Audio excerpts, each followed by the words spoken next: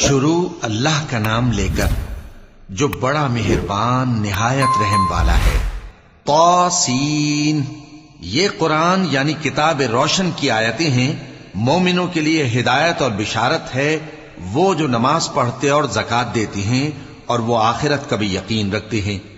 جو لوگ آخرت پر ایمان نہیں رکھتے، ہم نے ان کے اعمال ان کے لیے آراستہ کر دیے ہیں تو وہ بھٹکتے پھر رہے ہیں۔ یہی لوگ ہیں جن کے لیے برا عذاب ہے اور وہ آخرت میں بھی بہت نقصان اٹھانے والے ہیں۔ اور تم کو یہ قرآن اس حکیم و علیم کی طرف سے عطا کیا جاتا ہے۔ جب موسیٰ نے اپنے گھر والوں سے کہا کہ میں نے آگ دیکھی ہے، میں وہاں سے رستے کا پتہ لاتا ہوں یا کوئی شعلہ یعنی ایک انگارہ تمہارے پاس لاتا ہوں تاکہ تم آگ تاپو۔ جب موسیٰ اس کے پاس آئے تو ندا آئی کہ وہ جو آگ میں تجلی دکھاتا ہے بابرکت ہے، اور وہ جو آگ کے ارد گرد ہے، اور اللہ جو تمام عالم کا پروردگار ہے پاک ہے۔ اے موسیٰ، میں اللہ ہوں، عزت والا، حکمت والا، اور اپنی لاٹھی ڈال دو۔ سو جب اسے دیکھا تو اس طرح حرکت کر رہی تھی گویا سانپ ہے، تو پیٹ پھیر کر بھاگے اور پیچھے مڑ کر نہ دیکھا۔ فرمایا، اے موسیٰ، ڈرو مت، میرے پاس پیغمبر ڈرا نہیں کرتے۔ ہاں، جس نے ظلم کیا پھر برائی کے بعد اسے نیکی سے بدل دیا تو میں بخشنے والا مہربان ہوں۔ اور اپنا ہاتھ اپنے گریبان میں ڈالو، بے عیب سفید و روشن نکلے گا۔ ان 2 معجزوں کے ساتھ جو 9 معجزوں میں داخل ہیں فرعون اور اس کی قوم کے پاس جاؤ کہ وہ بدکردار لوگ ہیں۔ پھر جب ان کے پاس ہماری روشن نشانیاں پہنچیں تو کہنے لگے یہ کھلا جادو ہے، اور بے انصافی اور غرور سے ان کو ماننے سے انکار کیا، جبکہ ان کے دل ان کو مان چکے تھے۔ سو دیکھ لو کہ فساد کرنے والوں کا انجام کیسا ہوا۔ اور ہم نے داؤد اور سلیمان کو علم بخشا، اور انہوں نے کہا کہ اللہ کا شکر ہے جس نے ہمیں اپنے بہت سے مومن بندوں پر فضیلت دی۔ اور سلیمان داؤد کے قائم مقام ہوئے اور کہنے لگے کہ لوگوں، ہمیں اللہ کی طرف سے پرندوں کی بولی سکھائی گئی ہے اور ہر چیز عنایت فرمائی گئی ہے، بے شک یہ اس کا خاص فضل ہے۔ اور سلیمان کے لیے جنوں اور انسانوں اور پرندوں کے لشکر جمع کیے گئے اور پھر ان کی جماعتیں بنائی گئیں، یہاں تک کہ جب چیونٹیوں کے میدان میں پہنچے تو ایک چیونٹی نے کہا کہ چیونٹیوں، اپنے اپنے بلوں میں داخل ہو جاؤ، ایسا نہ ہو کہ سلیمان اور اس کے لشکر تم کو کچل ڈالیں اور ان کو خبر بھی نہ ہو۔ تو وہ اس کی بات سے ہنس پڑے اور کہنے لگے کہ اے پروردگار، مجھے توفیق عنایت کر کہ جو احسان تو نے مجھ پر اور میرے ماں باپ پر کیے ہیں ان کا شکر کروں، اور ایسے نیک کام کروں کہ تو ان سے خوش ہو جائے، اور مجھے اپنی رحمت سے اپنے نیک بندوں میں داخل فرما۔ اور جب انہوں نے پرندوں کا جائزہ لیا تو کہنے لگے کیا سبب ہے مجھے ہدہد نظر نہیں آتا؟ کیا کہیں غائب ہو گیا ہے؟ میں اسے سخت سزا دوں گا یا ذبح کر ڈالوں گا یا میرے سامنے اپنی بے قصوری کی واضح دلیل پیش کرے۔ ابھی تھوڑی دیر ہوئی تھی کہ ہدہد آ موجود ہوا اور کہنے لگا کہ مجھے ایک ایسی چیز معلوم ہوئی ہے جس کی آپ کو خبر نہیں، اور میں آپ کے پاس ملک سبا سے ایک یقینی خبر لے کر آیا ہوں۔ میں نے ایک عورت دیکھی کہ ان لوگوں پر حکومت کرتی ہے اور ہر چیز اسے میسر ہے، اور اس کا ایک شاندار تخت ہے۔ میں نے دیکھا کہ وہ اور اس کی قوم اللہ کو چھوڑ کر آفتاب کو سجدہ کرتے ہیں، اور شیطان نے ان کے اعمال انہیں آراستہ کر دکھائے ہیں اور ان کو رستے سے روک رکھا ہے، پس وہ رستے پر نہیں آتے، اور نہیں سمجھتے ہیں کہ اللہ کو جو آسمانوں اور زمین میں چھپی چیزوں کو ظاہر کر دیتا اور تمہارے پوشیدہ اور ظاہر اعمال کو جانتا ہے، کیوں سجدہ نہ کریں؟ اللہ کے سوا کوئی عبادت کے لائق نہیں، وہی عرش عظیم کا مالک ہے۔ کیونکہ آیت سجدہ تلاوت کی گئی ہے لہذا سامعین پر سجدہ واجب ہے۔ سلیمان نے کہا اچھا، ہم دیکھیں گے تو نے سچ کہا ہے یا تو جھوٹا ہے۔ یہ میرا خط لے جا اور اسے ان کی طرف ڈال دے، پھر ان کے پاس سے ہٹ جانا اور دیکھنا کہ وہ کیا جواب دیتی ہیں۔ ملکہ نے کہا کہ دربار والو، مجھ تک ایک نامہ گرامی پہنچایا گیا ہے، وہ سلیمان کی طرف سے ہے، اور مضمون یہ ہے کہ شروع اللہ کا نام لے کر جو بڑا مہربان نہایت رحم والا ہے، بعد اس کے یہ کہ مجھ سے سرکشی نہ کرو اور مطیع و فرما بردار ہو کر میرے پاس چلے آؤ۔ خط سنا کر کہنے لگی کہ اے اہل دربار، میرے اس معاملے میں مجھے مشورہ دو، جب تک کہ تم حاضر نہ ہو اور صلاح نہ دو میں کسی کام کا فیصلہ نہیں کیا کرتی۔ وہ بولے کہ ہم بڑے زوراور اور سخت جنگجو ہیں، اور حکم آپ کے اختیار میں ہے، تو جو حکم دیجیے گا اس کے انجام پر نظر کر لیجیے گا۔ اس نے کہا کہ بادشاہ جب کسی شہر میں داخل ہوتے ہیں تو اس کو تباہ کر دیتے ہیں اور وہاں کے عزت والوں کو ذلیل کر دیا کرتے ہیں، اور اسی طرح یہ بھی کریں گے۔ اور میں ان کی طرف کچھ تحفہ بھیجتی ہوں اور دیکھتی ہوں کہ قاصد کیا جواب لاتے ہیں۔ پس جب قاصد سلیمان کے پاس پہنچا تو سلیمان نے کہا، کیا تم مجھے مال سے مدد دینا چاہتے ہو؟ سو جو کچھ اللہ نے مجھے عطا فرمایا ہے وہ اس سے کہیں بہتر ہے جو تمہیں دیا ہے۔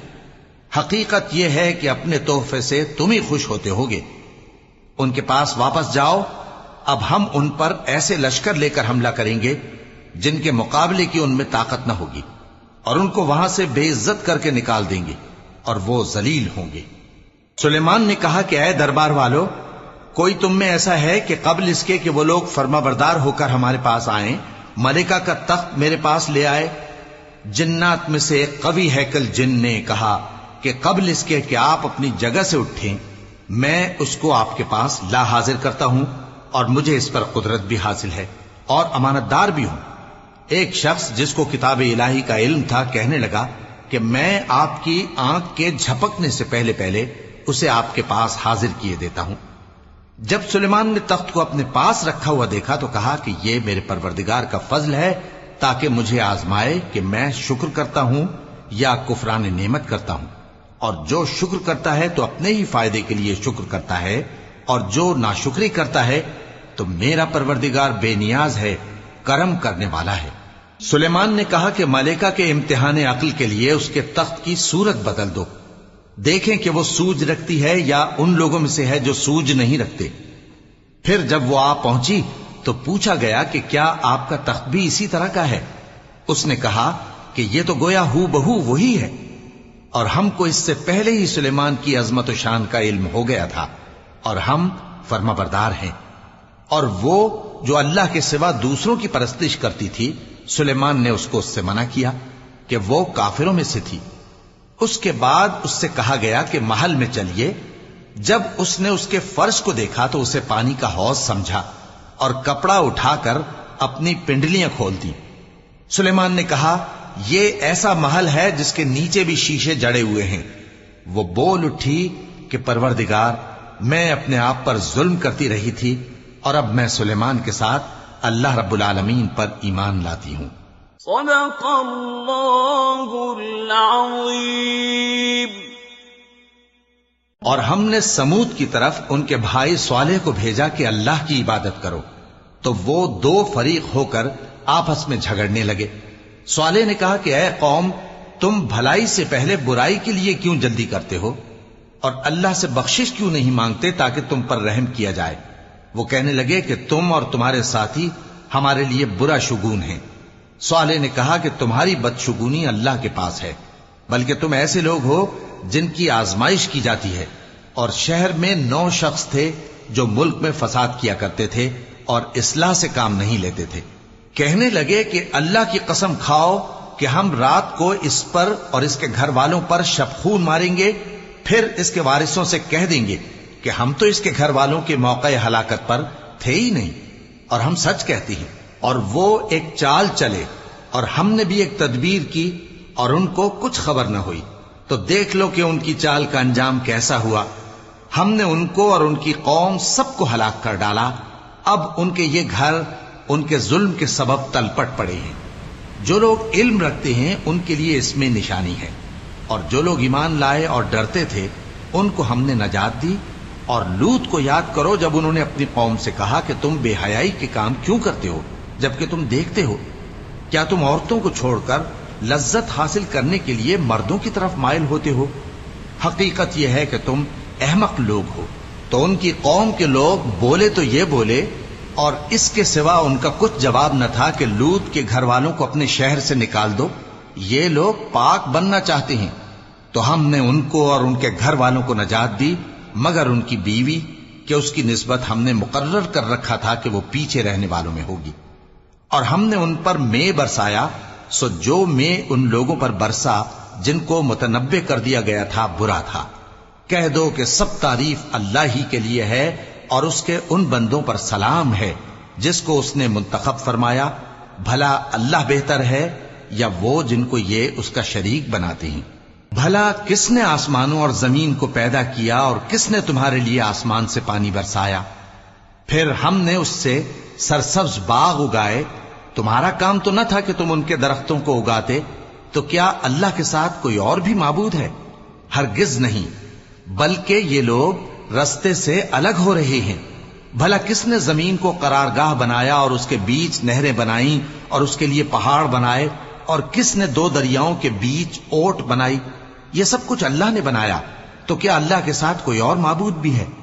ہرگز نہیں، بلکہ ان میں اکثر علم نہیں رکھتے. بھلا کون بے قرار کی التجا قبول کرتا ہے جب وہ اس سے دعا کرتا ہے؟ اور کون اس کی تکلیف کو دور کرتا ہے؟ اور کون تم کو زمین میں اگلوں کا جانشین بناتا ہے؟ یہ سب کچھ اللہ کرتا ہے.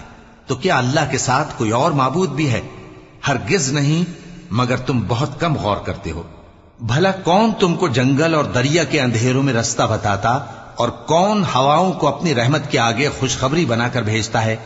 یہ سب کچھ اللہ کرتا ہے. تو کیا اللہ کے ساتھ کوئی اور معبود بھی ہے؟ ہرگز نہیں. یہ لوگ جو شرک کرتے ہیں اللہ کی شان اس سے بلند ہے. بھلا کون خلقت کو پہلی بار پیدا کرتا پھر اس کو دوبارہ پیدا کرے گا؟ اور کون تم کو آسمان اور زمین سے رزق دیتا ہے؟ یہ سب کچھ اللہ کرتا ہے. تو کیا اللہ کے ساتھ کوئی اور معبود بھی ہے؟ ہرگز نہیں. کہہ دو کہ مشرکو، اگر تم سچے ہو تو دلیل پیش کرو. کہہ دو کہ جو لوگ آسمانوں اور زمین میں ہیں اللہ کے سوا غیب کی باتیں نہیں جانتے، اور نہ یہ جانتے ہیں کہ کب زندہ کر کے اٹھائے جائیں گے، بلکہ آخرت کے بارے میں ان کا علم ختم ہو چکا ہے، بلکہ یہ اس کی طرف سے شک میں ہیں، بلکہ یہ اس سے اندھے ہو رہے ہیں. اور جو لوگ کافر ہیں کہتے ہیں کہ جب ہم اور ہمارے باپ دادا مٹی ہو جائیں گے تو کیا ہم پھر قبروں سے نکالے جائیں گے؟ یہ وعدہ ہم سے اور ہمارے باپ دادا سے پہلے سے ہوتا چلا آیا ہے. کہاں کا اٹھنا اور کیسی قیامت؟ یہ تو صرف پہلے لوگوں کی کہانیاں ہیں. کہہ دو کہ ملک میں چلو پھرو، پھر دیکھو کہ گناہگاروں کا انجام کیا ہوا ہے، اور ان کے حال پر غم نہ کرنا، اور نہ ان چالوں سے جو یہ کر رہے ہیں تنگ دل ہونا. اور کہتے ہیں کہ اگر تم سچے ہو تو یہ وعدہ کب پورا ہوگا؟ کہہ دو کہ جس عذاب کے لیے تم جلدی کر رہے ہو شاید اس میں سے کچھ تمہارے نزدیک آ پہنچا ہو، اور تمہارا پروردگار تو لوگوں پر فضل کرنے والا ہے، لیکن ان میں سے اکثر شکر نہیں کرتے. اور جو باتیں ان کے سینوں میں پوشیدہ ہوتی ہیں اور جو کام وہ ظاہر کرتے ہیں تمہارا پروردگار ان سب کو جانتا ہے. اور آسمانوں اور زمین میں کوئی پوشیدہ چیز نہیں ہے مگر یہ کہ وہ ایک کتاب روشن میں لکھی ہوئی ہے. بے شک یہ قرآن بنی اسرائیل کے سامنے اکثر باتیں جن میں وہ اختلاف کرتے ہیں بیان کر دیتا ہے، اور بے شک یہ مومنوں کے لیے ہدایت اور رحمت ہے.